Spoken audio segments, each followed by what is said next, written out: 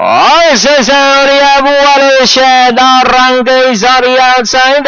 Racing in the Guimaras Island. The Lady Wins comes next. Down on the inside is Gawang Pinoy alongside Specialist. We've got Watershed Arranque Paragraph for the leader. Then 2 lengths away into Guimaras Island. The Lady Wins is down on the inside is Specialist in 5th. Gawang Pinoy alongside moving up now Naga Brothers on Pax Britannica and Purple Ribbon is racing in last. As already the last Watershed by about 2 lengths.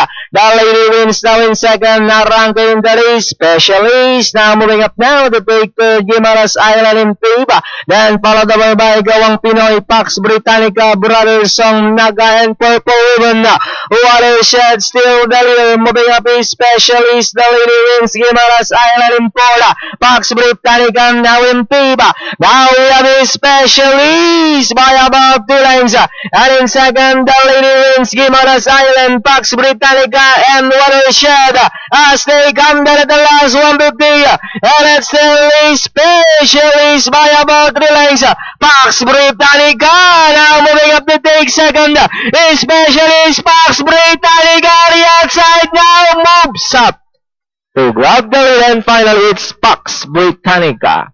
A Specialist, Brothers Song, the Lady Wins Guimaras Island. Then comes 8A Naga.